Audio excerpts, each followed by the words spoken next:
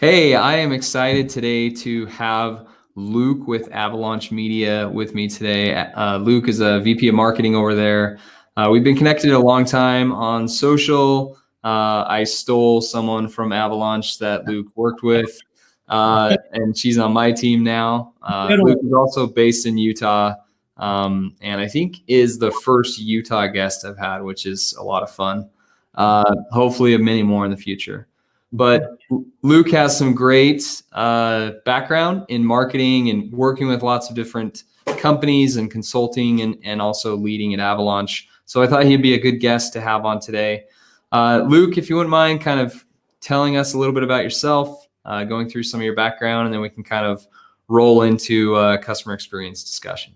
Sure. Yeah. Well, it's good to be on, Joe, and it's a small world in the Utah agency and digital space. So even though you might have stole someone, no hard feelings.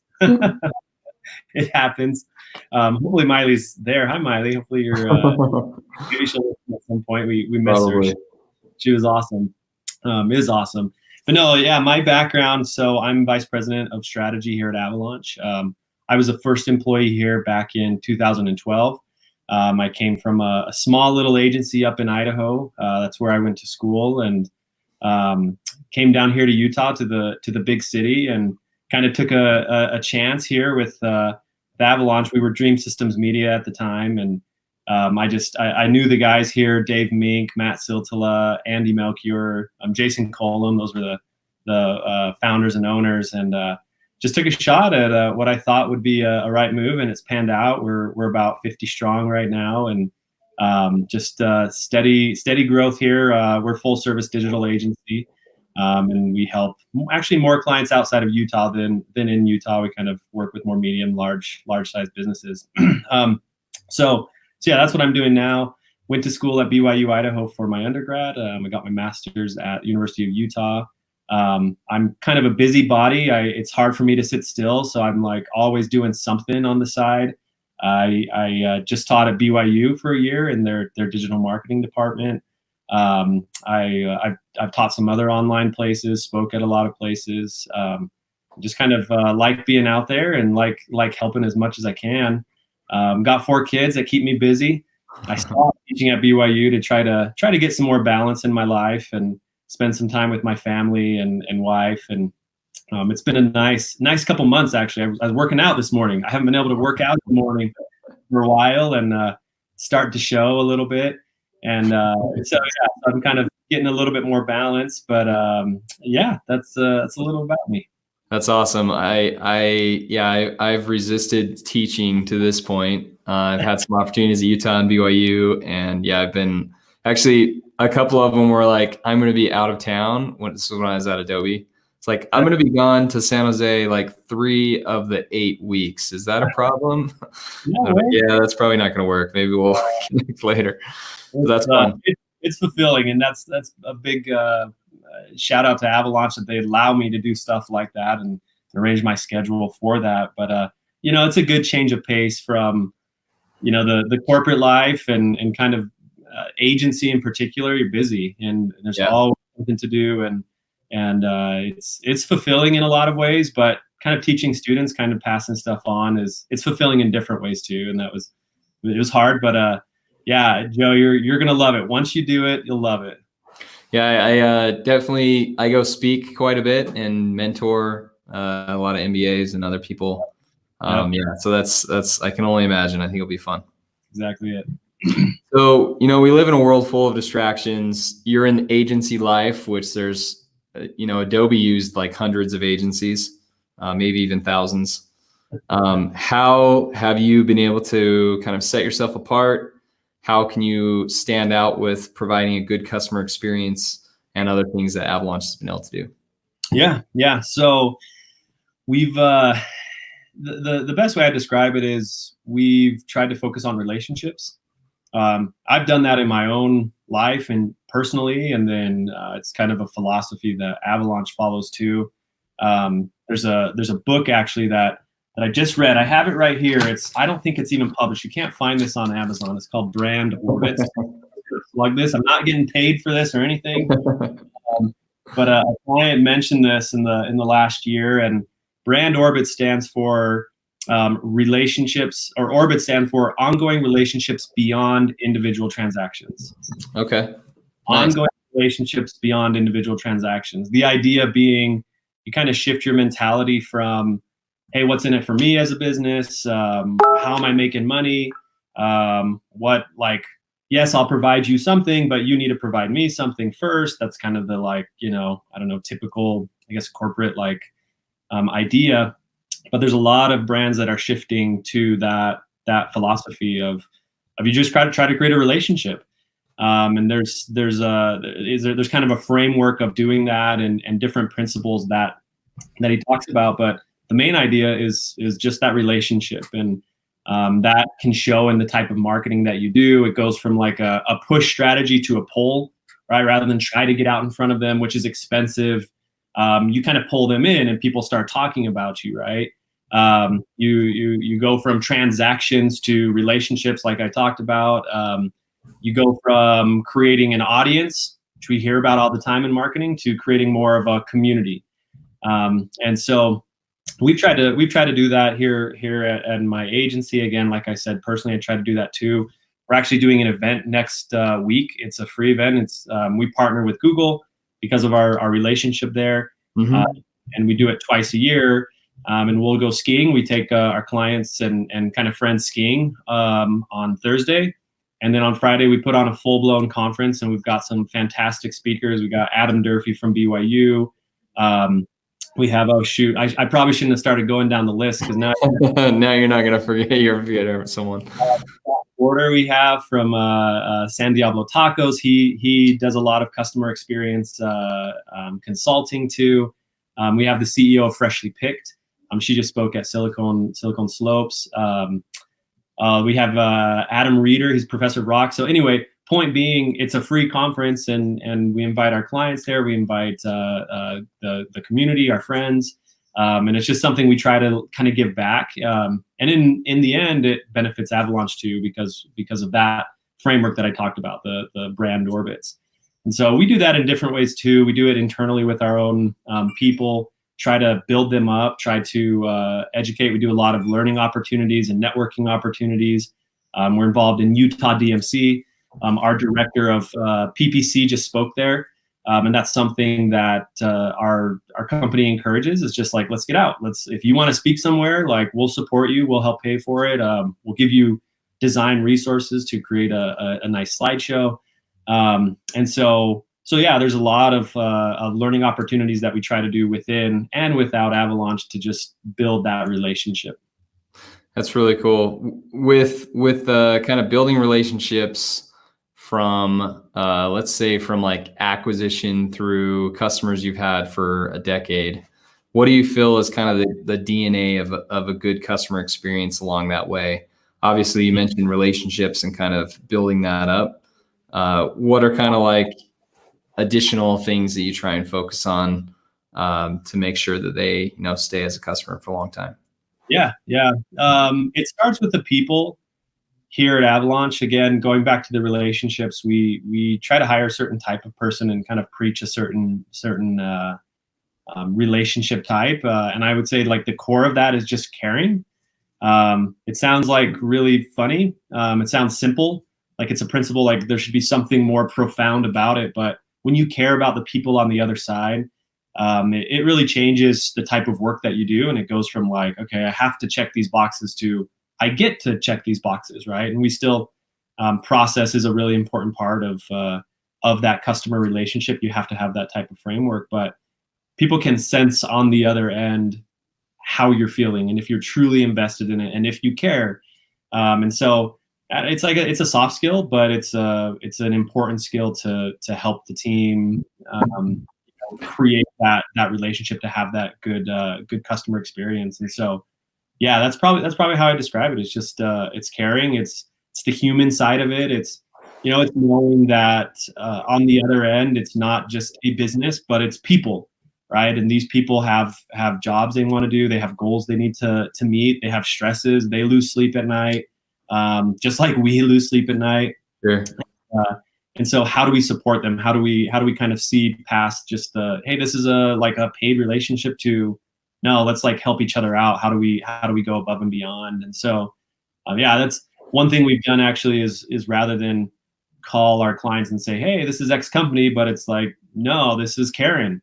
And she is a person, and she is, there's more to it than just like a name there of a company. And it's a small little thing. It's one of many things that we do, but it kind of helps see past that, hey, this is just another client that we're working on, but no, it's actually a person on the other end. That's awesome. Yeah. So it really brought up kind of like a top down, cultural thing where Avalaunche is really trying to preach at the top customer experience, and that funnels down into the design team and the PPC team and the social team and whoever other resources you're providing to customers. Yeah, totally. Cool. How do you think, we live in a world full of Zoom and social media and tools like Cloud App that can help you create visuals and video. How do those things help enhance the experience of just like a text-based interaction? Yeah, we use it so much, and I've been thinking about this the last couple of weeks as we've been prepping the talk, and noticing how much we try to go from text or even just a phone call to something visual. One thing we'll do frequently is actually just do a screen recording of a tool, or maybe going through a Google Ads account or going through Google Analytics or something else. But we just basically walk through and we say, hey, we need to show what we're talking about, and let us walk you through it, rather than maybe do a screenshot, which we do screenshots too. But even just a screen recording can take some principle you're talking about, and that can be hard to explain. And maybe you're like doing multiple phone calls and just say, hey, let us just grab this for you real quick. So we do that very, very frequently. I mentioned screenshots. We're taking screenshots constantly. I had to add another shortcut to my Mac, where I have a not grab a screenshot and save it, but just grab a screenshot so I can paste it, because I just do that so much. And so yeah, it enhances that, because you can take paragraphs to try to explain something or jump on multiple phone calls. But if you can just show them what you're talking about, it takes it to another level. Another thing that's probably worth mentioning is video for us is really important. Like we're talking about, like we're talking right now, I can see your face, I can see your reactions, you're nodding, you're kind of like saying, hey, yeah, I'm listening to you, right? Sure. Yep. We make a big emphasis to do that with our clients also. And so we use Zoom right now. And when we do our calls with them, it's always a Zoom recording, and we try to have our camera on as much as possible. It's been a shift actually for the team. I think sometimes you feel a little uncomfortable in front of the screen, but it's very different than a phone call where you can't see their face and you can't kind of see that nonverbal communication. And it's one of those things to help create a relationship that's stronger, right? It's something like I can see Joe here, and like, I see what he's wearing. I see like did his hair today, like he's looking good. It's like that too, like, hey, Avalaunche is trying to present themselves professionally, and so kind of it goes both ways. But it seems like a little thing maybe to some people, but being able to see each other face to face, even when you're not I shouldn't say face to face, see each other like on a screen when you're not face to face, it really makes a difference in how that interaction happens. Yeah, there's such a value with like the real time. Like at Adobe, I was part of kind of the shift to those audio phone calls where everyone kind of logs in and is just on the phone, to like the shift to using Blue Jeans as kind of like video was the standard. And then, I loved screen recording so much to connect with like my global distributed team that I was working with. Screen recording that Cloud App provided, that I decided to join the company. So there's so much value in like the async and synchronous communication, and kind of finding ways to combine those two, exactly to your point. Totally. Yep. Totally agree. I kind of want to shift just a teeny bit for more personal for you. What is kind of a recent experience you had with a company that made you more loyal or made you, want to communicate something on a podcast about them? Yeah, I would say this company is at the top of a lot of people's customer experience list. Sure. If you're listening in, they do fast food, and everyone talks about them for the experience that you get there. It's Chick-fil-A, and yeah, I have kids at the beginning, and so the kids love the food there. It's good food, it's comfort food, of course. Sure. Yep. I need to eat a little bit less of it. But yeah, we were there on Saturday. Actually, we went up to the Off-Road Expo up in Sandy at the event center there. Came back, grabbed some food. I went through the drive-thru. I was with my family. It's kind of chaos. It's like, who wants what? And like, yep. You want apple juice or do you want chocolate milk? Or, we don't mention the French fries to the kids, or like French fries is an option, right? You only get fruit, and they have applesauce. They have like macaroni, some like better sides. And they asked my name at the drive-thru when can I get a name for the order? I kind of forgot about it in like the chaos that they had asked for that, but I pulled up to the window and they said, "Hey, Luke, is this your right order?" Or like they kind of confirmed it. And I was like, I said my name. Like it was a little thing, but it really caught me off guard, probably because I compared it to other experiences at restaurants, and I can't think of any other, even like a fancy sit-down restaurant or where I'm paying way more, but especially not like McDonald's or other places. It's just not that experience there. And I was like, wow, like that person cares about me. But I mean, did they really? Like, it was part of a process. The person had asked it, typed it in the computer. I'm sure they do it to every person coming down the window, but it really felt different. It felt like they cared. I think back to like one of my first like business books was 7 Habits of Highly Effective. I think it's 7 Habits of Highly Effective People. Mm-hmm. And in it, maybe it's not that one. It's by Dale Carnegie. How to Win Friends and Influence People. Yeah, that's it. How to Win Friends and Influence People. And in it, he talks about everybody's favorite word in the world. Everyone has a favorite word. It's the same favorite word. It's the same thing, and it's our name. Yep. When someone can say, "Hey, Joe, like awesome to see you. Like, thank you for your order." Da da da da. Like just hearing your own name, it like kind of gives you a shot of endorphins and just makes you feel good. And so, Chick-fil-A is onto something there. It's a really small thing, but it just, as I was thinking about it, I was like, yeah, that's like, it was small, but it actually made a difference. It stuck out in my mind. Yeah. It's kind of like that personalization in the analog world versus digital world that kind of breaks up the noise. Like you said, it's like, I had a chance to stay at some like nice hotels on Adobe's dime a couple of times that I probably wouldn't be able to just on my own. And I can't remember which one, so I'm not going to call it out, but I, pulled up in my rental car and I had my luggage and they said, checking in, what's your name? And I gave them my name. And then I walked into the lobby and the person at the front desk was saying Mr. Martin, like as I was walking up, so they like did some MacGyver like CIA move where they're like talking in their microphone, like Mr. Martin's coming in the lobby right now, like red shirt. Yeah, right. So there's like just that little touch was really cool, and is something that it doesn't take a lot of effort, but provides a lot of value. And that's what I was just going to say. It feels like those things don't require a significant amount of work for it to happen, right? We kind of know how they did it, right? The person at the front like asked your name and then they radioed in or whatever.